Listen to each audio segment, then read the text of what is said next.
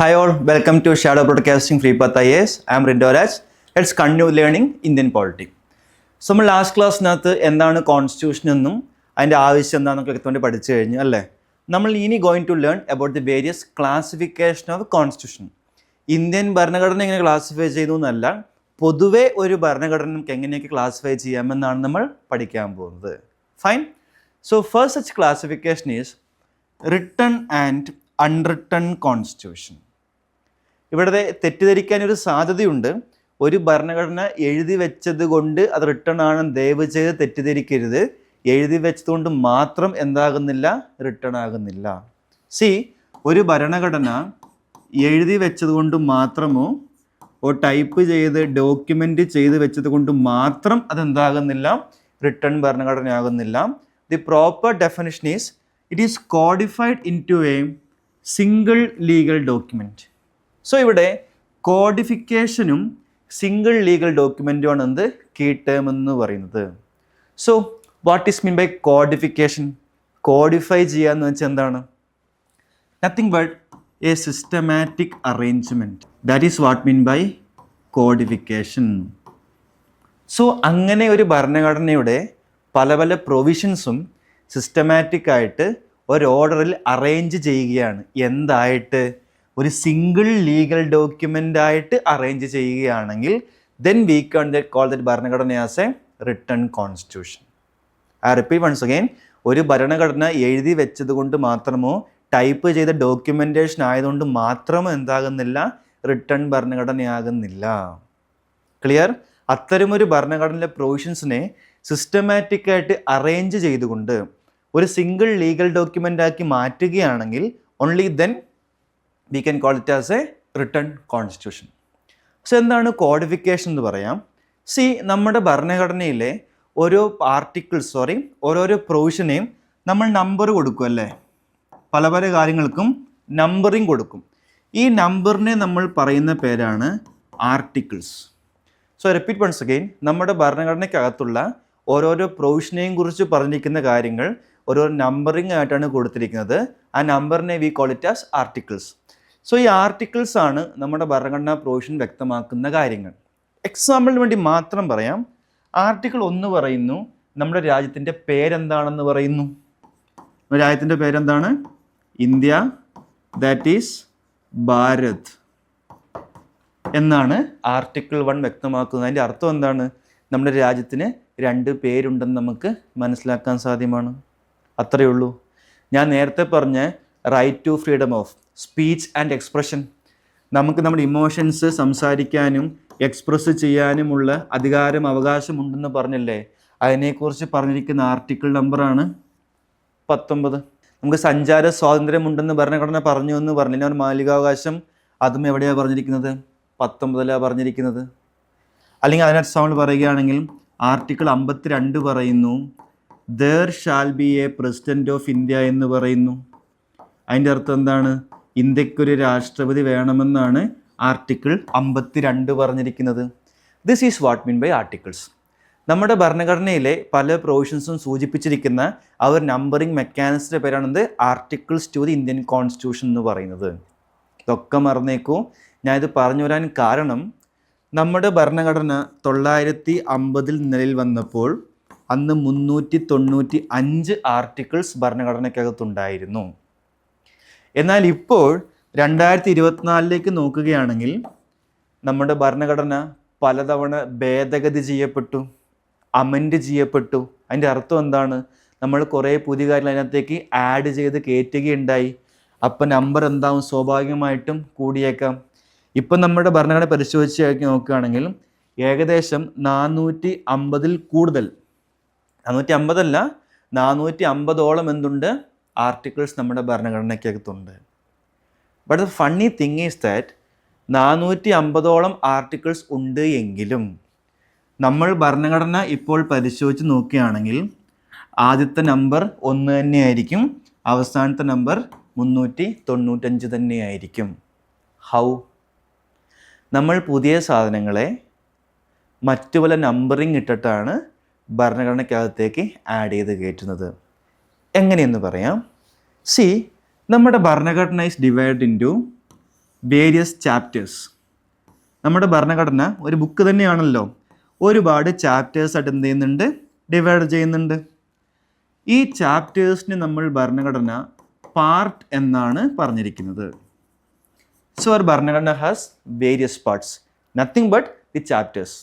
ഉദാഹരണം പറയുകയാണെങ്കിൽ ചാപ്റ്റർ 5 കേന്ദ്രത്തെക്കുറിച്ച് പറഞ്ഞിരിക്കുന്നു, അത്രയേ ഉള്ളൂ. ഒരു ചാപ്റ്റർ 6 ആണെങ്കിലോ സംസ്ഥാനങ്ങളെക്കുറിച്ച് പറഞ്ഞിരിക്കുന്നു. ചാപ്റ്റർ 3 ആണെങ്കിലോ നമ്മൾ നേരത്തെ പറഞ്ഞ മൗലികാവകാശങ്ങളെക്കുറിച്ച് പറഞ്ഞിരിക്കുന്നു. This is what mean by various parts of our Indian constitution. ഇതും പറയാൻ കാരണം നമ്മളിപ്പോൾ നാളെ ഒരു ഭരണഘടന അമെൻഡ് ചെയ്തുകൊണ്ട് ഒരു പുതിയ മൗലികാവകാശം കൊണ്ടുവന്നു എന്ന് വിചാരിക്കുക, എന്ത് തന്നെ ആയിക്കോട്ടെ. നമ്മൾ ആഡ് ചെയ്യാൻ പോകുന്നത് 396 ആർട്ടിക്കിളായിട്ടോ 400 ആർട്ടിക്കിളോ ആയിട്ടാണോ? അല്ല. എന്തുകൊണ്ട്?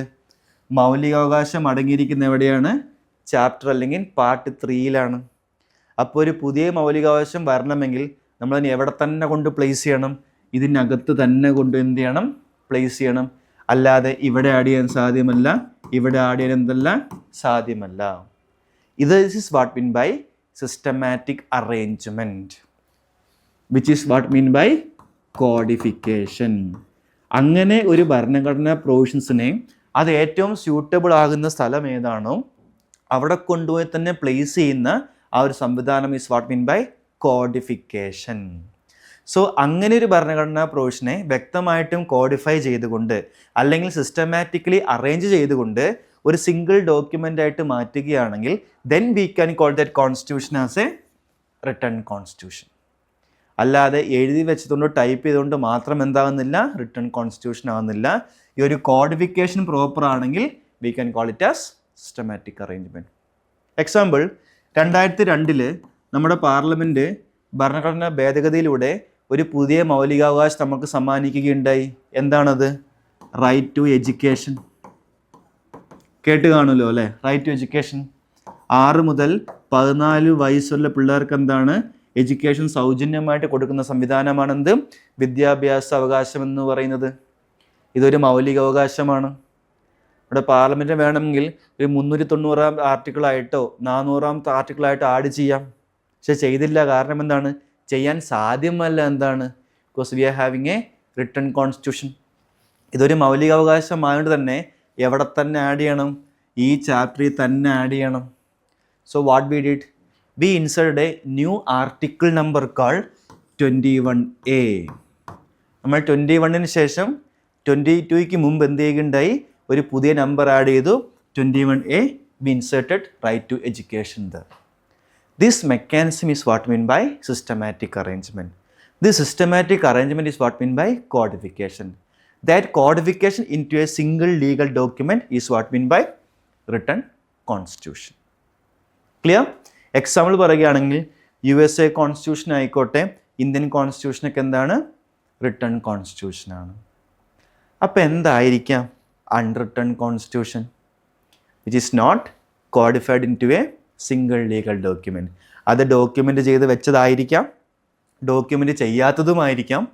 ഇൻ കേസ് ഡോക്യുമെൻ്റ് ചെയ്താണെങ്കിൽ പോലും എന്തല്ല, that is not codified in to a single legal document. That idea is what mean by unwritten constitution. ഉദാഹരണം, UK-യും ന്യൂസിലാൻഡൊക്കെ എന്താണ്? They having unwritten constitutions. Clear? So രണ്ടിൻ്റെയും വ്യത്യാസം എന്താണെന്ന് വ്യക്തമായി മനസ്സിലായെന്ന് വിശ്വസിക്കുന്നു. സോ കോഡിഫൈ ചെയ്ത ഭരണഘടനയാണെങ്കിൽ, സിംഗിൾ ഡോക്യുമെൻ്റായിട്ട് കോഡിഫൈ ചെയ്ത ഭരണഘടനയാണെങ്കിൽ റിട്ടൺ ആയിരിക്കും. എഴുതി വെച്ചതോ എഴുതി വെക്കാത്തതോ ആകാം. എഴുതി വെച്ചതാണെങ്കിൽ സിംഗിൾ ലീഗൽ ഡോക്യുമെൻ്റ് ആയിട്ട് കോഡിഫൈ ചെയ്യാത്ത ഭരണഘടനയാണെങ്കിൽ we can call it as an unwritten constitution. Clear? Examples ഒക്കെ നോട്ട് ചെയ്തോളൂ. Next classification is flexible and rigid constitution. Flexible constitution. So എന്തായിരിക്കാം ഫ്ലെക്സിബിൾ കോൺസ്റ്റിറ്റ്യൂഷൻ? ഓർ ഫ്ലെക്സിബിൾ എന്ന ടേമിൻ്റെ മീനിങ് എന്താണ്? ഏതാണ് ഫ്ലെക്സിബിൾ മീൻസ് വാട്ട്? നമുക്ക് അതിൻ്റെ ഷേപ്പ് എന്ത് ചെയ്യാൻ സാധ്യമാണ്? മോൾഡ് ചെയ്യാൻ സാധ്യമാണ് അല്ലേ? കളിമണ്ണെടുത്തോളൂ, നമുക്ക് എന്ത് ചെയ്യാൻ സാധ്യമാണ്? ഈസിലി മോൾഡ് ചെയ്ത് ഷേപ്പ് മാറ്റാൻ സാധ്യമാണ്. നമ്മൾ എന്ത് പറയുന്നു? ഫ്ലെക്സിബിൾ ആണെന്ന് പറയുന്നു അല്ലേ? അങ്ങനെയാണെങ്കിൽ ഒരു ഭരണഘടന ഫ്ലെക്സിബിൾ ആണെന്ന് പറയുന്നതിൻ്റെ അർത്ഥം എന്തായിരിക്കാം? ഭരണഘടനയിൽ മാറ്റം വരുത്താം. അതിൻ്റെ അർത്ഥം എന്താണ്? അമെൻമെൻറ്റ് ചെയ്യാം ഓർ ഭേദഗതി ചെയ്യാം. സോ ഫ്ലെക്സിബിൾ മീൻസ് ഒരു ഭരണഘടനാ ഭേദഗതി എളുപ്പത്തിൽ സാധ്യമാണെങ്കിൽ, വലിയ കഠിന പ്രയത്നമൊന്നുമില്ലാതെ ഭരണഘടന ഭേദഗതി ചെയ്യേണ്ട രീതി വളരെ സിമ്പിളാണെങ്കിൽ, ഈസി ആണെങ്കിൽ, then we can call the ഭരണഘടന ആസ് എ ഫ്ലെക്സിബിൾ കോൺസ്റ്റിറ്റ്യൂഷൻ. ഉദാഹരണം നമുക്ക് UK തന്നെ എടുക്കാം. UK സിമ്പിൾ മെജോറിറ്റി വഴി, have you heard this term simple majority? Nothing but കേവല ഭൂരിപക്ഷം. എന്താണ് കേവല ഭൂരിപക്ഷം? ഒരു 300 MP വോട്ട് രേഖപ്പെടുത്തുകയാണെന്ന് വിചാരിക്കുക. 300ൻ്റെ മെജോറിറ്റി എത്രയാണ്? 151. സോ 300 MP വോട്ട് ചെയ്യുന്ന ഒരു ബില്ലിനകത്ത് 151 MP ഓക്കെ പറയുകയാണെങ്കിൽ this is what mean by simple majority. അപ്പോൾ 200 MP വോട്ട് ചെയ്യുന്നെങ്കിലോ 101 MP സപ്പോർട്ട് ഉണ്ടെങ്കിൽ ആ ബില്ല് എന്താവുന്നതായിരിക്കും? പാസ്സാവുന്നതായിരിക്കും. This is what mean by simple majority or കേവല ഭൂരിപക്ഷം. അങ്ങനെ ഒരു പാർലമെൻറ്റിന് ഒരു കേവല ഭൂരിപക്ഷം വഴി ഓർ ഒരു സിമ്പിൾ മെജോറിറ്റി വഴി ഒരു ഭരണഘടനയെ അമെൻഡ് ചെയ്യാൻ സാധ്യമാണ് എങ്കിൽ, അതിൻ്റെ അർത്ഥം എന്താണ്? കുറച്ച് MP മാത്രം വിചാരിച്ചും എന്ത് സാധ്യമാണ്? ഭരണഘടന ഭേദഗതി ചെയ്യാൻ സാധ്യമാണെന്നാണ് അർത്ഥം വ്യക്തമാക്കുന്നത്. അത്തരമൊരു ഭരണഘടനയാണ് എങ്കിൽ V can call it as a flexible constitution. Example നമുക്ക് UK കോൺസ്റ്റിറ്റ്യൂഷൻ പറയാം, ശ്രീലങ്കൻ കോൺസ്റ്റിറ്റ്യൂഷനൊക്കെ പറയാവുന്നതാണ്. കാരണം എന്താണ്? അത്തരം ഭരണഘടനയിൽ എന്തെങ്കിലും മാറ്റം വരുത്തണമെങ്കിൽ, പുതിയ കാര്യങ്ങൾ ആഡ് ചെയ്യാനായിക്കോട്ടെ, ഉള്ള കാര്യങ്ങൾ ഡിലീറ്റ് ചെയ്യാനായിക്കോട്ടെ, എക്സിസ്റ്റിംഗ് കാര്യങ്ങൾ ചെറിയ രൂപമാറ്റം വരുത്താനായിക്കോട്ടെ, എല്ലാം എന്ത് തന്നെയാണ്? V call it as A change, V call it as an amendment. So അത്തരം ഭേദഗതികളും ഒരു സിമ്പിൾ മെജോറിറ്റിയിലൂടെ ഒരു കേവല ഭൂരിപക്ഷത്തിലൂടെ നമുക്ക് അമെൻഡ് ചെയ്യാൻ സാധ്യമാണെങ്കിൽ we can call it as a flexible constitution. അപ്പോൾ എന്തായിരിക്കാം റിജിഡ് കോൺസ്റ്റിറ്റ്യൂഷൻ? Any idea? ഭരണഘടനാ ഭേദഗതി സാധ്യം അല്ല എന്നാണ് അർത്ഥം. അങ്ങനെ ഒരിക്കലും തെറ്റിദ്ധരിക്കരുത്. Amendment is possible but mechanism to amend is difficult എന്നാണ് അതിൻ്റെ അർത്ഥം വ്യക്തമാക്കുന്നത്. അല്ലാതെ തെറ്റിദ്ധരിക്കരുത്, റിജിഡ് കോൺസ്റ്റിറ്റ്യൂഷൻ ഒരു കാരണവശാലും അമെൻഡ് ചെയ്യാൻ സാധ്യമല്ല എന്നൊരിക്കലും തെറ്റിദ്ധരിക്കരുത്. ചെയ്യാൻ എന്ത് തന്നെയാണ്? സാധ്യമാണ്. പക്ഷെ എന്താണ്? ചെയ്യേണ്ട രീതിയിൽ കുറച്ച് വ്യത്യാസമുണ്ടെന്നും ആ രീതി കുറച്ച് ബുദ്ധിമുട്ടും ആണെന്ന് മാത്രം. That is what mean by rigid constitution. Example നമുക്ക് US കോൺസ്റ്റിറ്റ്യൂഷൻ പരിശോധിക്കാം. Let's analyse how America or USA is amending their constitution. So American constitution amend ചെയ്യുന്നത് ആരായിരിക്കും? പ്രധാനമായിട്ടും അമേരിക്കൻ പാർലമെൻറ്റ് തന്നെയാണ്, അല്ലേ? So what is the name of American parliament called? American പാർലമെൻറ്റിൻ്റെ പേരെന്താണ്? It's Congress, അല്ലേ? കോൺഗ്രസ് ഒരു ബൈ ക്യാമറൽ ലെജിസ്ലേച്ചർ ആണെന്ന് ഞാൻ പറയുകയാണ്. Bicameral legislature.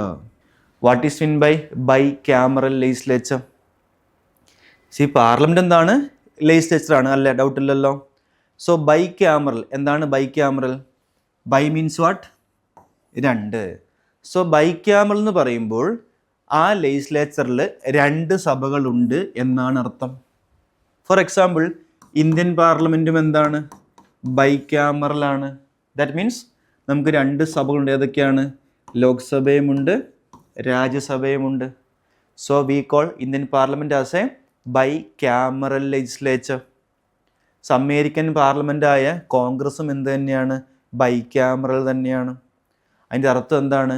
അവിടെ 2 സഭകളുണ്ട്. ഏതൊക്കെയാണ് ആ സഭകൾ? House of Representatives and senate.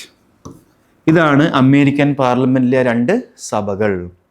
So thing is that അമേരിക്കയിലകത്ത് അമേരിക്കൻ ഭരണഘടന അമെൻഡ് ചെയ്യണമെങ്കിൽ അമേരിക്കൻ പാർലമെൻറ്റിലെ 2 സഭകളായ സെനറ്റും ഹൗസ് ഓഫ് റെപ്രസെൻറ്റേറ്റീവ്സും ആ ഒരു ബില്ലിനെ 2/3 മെജോറിറ്റിയിൽ പാസ്സാക്കണം. എന്താണ് 2/3 മെജോറിറ്റി മീൻസ്? 300 പേര് വോട്ട് ചെയ്യുകയാണെങ്കിൽ 2/3 ആയ 200 MP അതിനെ അനുകൂലിച്ചിരിക്കണം. ഓർ 450 MP വോട്ട് ചെയ്യുകയാണെങ്കിൽ 2/3 ആയ 300 പേരെങ്കിലും എന്ത് ചെയ്തിരിക്കണം, അതിനെ അംഗീകരിച്ചിരിക്കണം. That is what mean by 2/3 ഭൂരിപക്ഷം ഓർ 2/3 മെജോറിറ്റി. സോ അങ്ങനെ യു കെയിൽ എന്തായിരുന്നു, സിമ്പിൾ മെജോറിറ്റി ആയിരുന്നു അല്ലേ. പകുതി +1 പേര് സപ്പോർട്ട് ചെയ്താൽ മതിയായിരുന്നു. ഇവിടെ പകുതി +1 ആണോ, അല്ല, പകരം എത്രയാണ്, 2/3 ആണ്. സോ അമേരിക്കൻ ഭരണഘടന അമെൻഡ് ചെയ്യുന്നതിൻ്റെ ഭാഗമായിട്ട് അമേരിക്കയിലെ പാർലമെന്റ് 2 സഭകളുമായ ഹൗസ് ഓഫ് റെപ്രസെൻറ്റേറ്റീവ്സും സെനേറ്റും 2/3 മെജോറിറ്റിയിൽ പാസ്സാക്കിയതിന് ശേഷം അവസാനിക്കുന്നില്ല.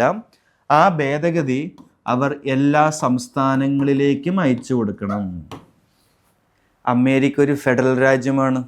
ഇതിൻ്റെ അർത്ഥം എന്താണ്, കേന്ദ്രവുമുണ്ട് സംസ്ഥാനങ്ങളുമുണ്ട്. സോ അത്തരമൊരു ഭേദഗതി പാർലമെൻറ്റ് 2 സഭകളിലും 2/3 മെജോറിറ്റിയിൽ പാസ്സാക്കിയതിന് ശേഷം ആ ഭേദഗതി എന്ത് ചെയ്യുന്നതായിരിക്കും, സംസ്ഥാനങ്ങൾക്ക് അയച്ചു കൊടുക്കുന്നതായിരിക്കും. How many States do USA have? They are having 50 States. അമേരിക്കയിൽ എന്തുണ്ട്, 50 സംസ്ഥാനങ്ങളുണ്ട്. സോ ഈ 50 സംസ്ഥാനങ്ങളിലെ 4/3 സംസ്ഥാനങ്ങളും ആ ഭേദഗതിയെ അവരുടെ സഭയ്ക്കകത്ത് പാസ്സാക്കേണ്ടിയിരിക്കുന്നു. ദാറ്റ് മീൻസ് 50 സംസ്ഥാനങ്ങളിൽ 38 സംസ്ഥാനങ്ങൾ കൂടി അവരുടെ സംസ്ഥാന നിയമനിർമ്മാണ സഭയ്ക്കകത്തു ആ ബില്ല് പാസ്സാക്കിയാൽ മാത്രമേ, രാഷ്ട്രപതി ഒപ്പുവെച്ചാൽ മാത്രമേ എന്താവുന്നുള്ളൂ, ആ ഭേദഗതി വാലിഡ് ആകുന്നുള്ളൂ. എളുപ്പത്തിൽ സാധ്യമാണോ യു കെയിലെ പോലെ? അല്ല. കാരണം ഇവിടെ തന്നെ ആദ്യം എന്ത് വേണം, 2/3 മെജോറിറ്റി വേണം. എന്നിട്ട് സംസ്ഥാനങ്ങൾക്ക് അയച്ചു കൊടുക്കുന്നു. മൊത്തം സംസ്ഥാനങ്ങളുടെ 4/3 സംസ്ഥാനങ്ങൾ, അതിൻ്റെ അർത്ഥം എന്താണ്, 50 സംസ്ഥാനങ്ങളിലെ 38ഓളം സംസ്ഥാനങ്ങളും കൂടി അത് പാസ്സാക്കിയാൽ മാത്രമേ എന്താവുന്നുള്ളൂ, ആ ഭേദഗതി വാലിഡ് ആവുന്നുള്ളൂ. മെക്കാനിസം എന്താണ്, ടൈറ്റാണ് ഓർ ടഫാണ്? The best example is that 1780s വന്ന ഇപ്പോഴത്തെ അമേരിക്കൻ ഭരണഘടന 230ഓളം വർഷമായിട്ടും അല്ലേ, 2024 ആയപ്പോഴേക്കും ജസ്റ്റ് അമെൻഡഡ് 27 ടൈംസ്. സോ 230ഓളം വർഷങ്ങളായിട്ടും അമേരിക്കൻ ഭരണഘടന വെറും 27 തവണ മാത്രം എന്ത് ചെയ്തിട്ടുള്ളൂ, അമെൻഡ് ചെയ്യപ്പെട്ടിട്ടുള്ളൂ. ക്ലിയർ? എന്നാൽ നോക്കൂ, 950 വന്ന ഇന്ത്യൻ ഭരണഘടന 2024 ആയപ്പോഴേക്കും 70-75 വർഷമായപ്പോഴേക്കും നമുക്ക് എന്ത് ചെയ്യാൻ പറ്റി, 106 വട്ടം നമ്മളെ കൊണ്ട് അമെൻഡ് ചെയ്യാൻ സാധിച്ചു. അമേരിക്കയുടെ ആണെങ്കിലോ 200ഓളം വർഷം കഴിഞ്ഞിട്ടും just amended 27 times. This shows the rigidity of American constitution. So rigid എന്താണെന്ന് മനസ്സിലായെന്ന് വിശ്വസിക്കുന്നു. ബാക്കി നമുക്ക് അടുത്ത ക്ലാസ്സിൽ കണ്ടിന്യൂ ചെയ്യാവുന്നതാണ്. Okay, see you then, by.